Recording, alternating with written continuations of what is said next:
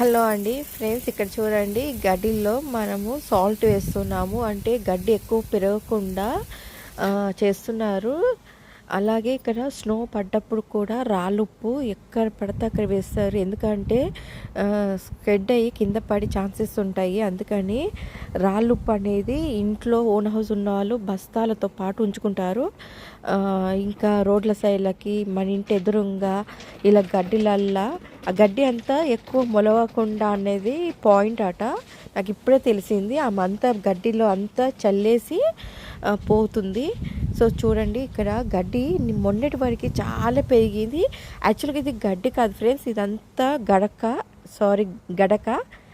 మనం గణపతి దగ్గర పెడతాం కదా గరక, అదే ఇది. సో మాకు ఇక్కడైతే పుష్కలంగా దొరుకుతుంది. సో ఇప్పుడే ఇదంతా కూడా చల్లేసి వెళ్తుంది. గడ్డి కానీ పిచ్చి కానీ